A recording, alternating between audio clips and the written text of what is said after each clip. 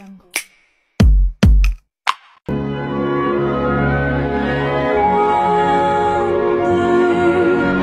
I will stop falling in love with you someday.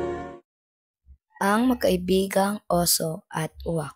Noong unang panahon, sa malayong kagubatan na kung saan ay maraming nakatirang mga anyong lupa, mayroong magkaibigang oso at uwak. Sila ay matalik na magkaibigan. Laging binibigyan ng uwak ng pagkain na isda ang oso.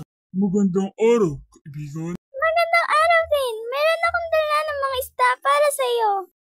Ay, maraming salamat, kaibigan. Tatanawin ko to ng utang na loob. Halika, lutuin natin at tayo'y kumain.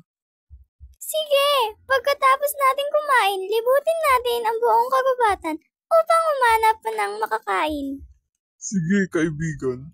Napuno ang araw na iyon ng kasiyahan at marami silang napag-usapan tungkol sa kanilang buhay at patuloy na ganun ang kanilang ginagawa araw-araw.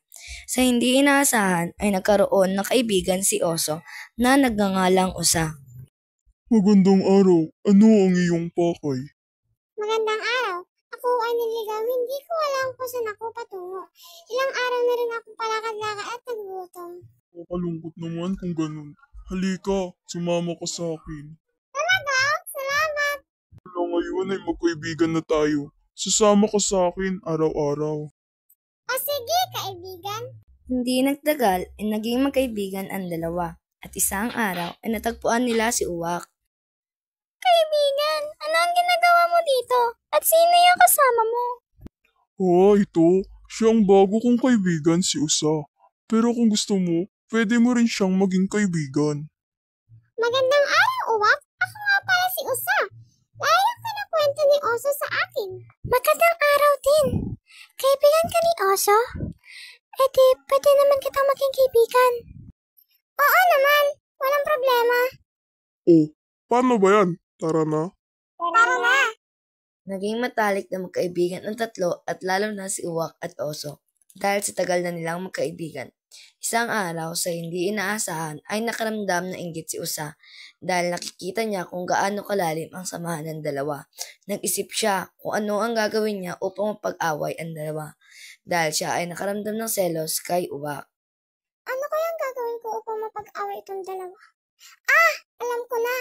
Gagawa ako ng kwento upang mag-away sila. Sambit ng Usa. Makalipas ang isang araw, kinausap ni Usa si Oso upang siraan si Uwak. Oso, kaibigan, alam mo ba na sinisiraan ka ni Uwak? Ipinagkakalat niya na wala ka doon nagpapasalamat sa kanya sa tuwing binibigyan ka niya ng pagkain. Aba, sinabi niya iyon? Kakausapin ko iyon kapag nagkita na kami. Kaya nga, kaibigan.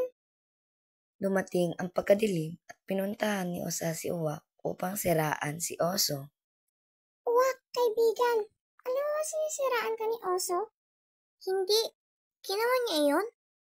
Ano sabi niya? Alam mo, sabi niya na yung mga isda na ibinibigay daw sa kanya ay patay na at iba na ang lasa. Tapos lagi ka raw kumakain sa bahay niya. Dinadala mo raw ikaw lang kumakain. Kuha ka sa'yo. Layuan mo na yun. Mabuti pa nga. Bahala siya sa buhay niya. Dahil sa paninira ni Usa, tuluyan na nga hindi nag-usap ang dalawa kahit na ito'y magkita. Isang araw, habang lumilipad si Uwak, ay dumapo siya sa isang puno na kung saan ay mayroong ibon na nakadapo rin. Ang ibong ito ay nagngangalang Maya. Araw. Napansin ko na hindi na kayo nag-uusap ng iyong kaibigan. Pasensya na kung nangingialam ako.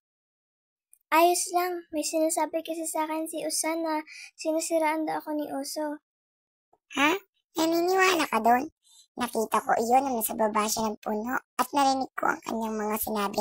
Nasisiraan ka niya kay Oso at sisiraan niya si Oso sa iyo dahil nakararamdam siya ng inggit sa pagkakaibigan niyo.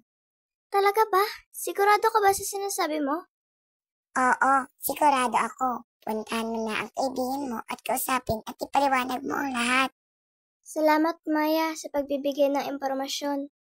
Umalis si Uwak at patungo siya kay Oso upang kausapin ito. Nakarating na si Uwak at natagpuan niya si Oso sa ilalim ng puno. Oso, kaibigan, patawad, ngunit may kailangan kang malaman. Patawad rin kaibigan, ngunit ano yun? Nag-usap ang dalawa at isinalaysay ni Uwak ang lahat. Naunawaan ni Oso ito at naniwala at sa hindi inaasahan ay may sinabi si Oso. Alam ko kaibigan, pinalis ko na siya ng bahay dahil nalaman ko na kaya siya pinalayas sa kanilang lugar ay dahil sa paninira niya sa mga tao. Nagkaunawaan ang dalawa at nagsimula ulit ng kanilang pagkakaibigan at wala na nga nakasira rito. Ang kanilang napagdaanan ay hamon lamang kung gaano katatag ang kanilang pagkakaibigan at natuto rin sila na huwag agad magtiwala sa tao na nakakakilala pa lamang.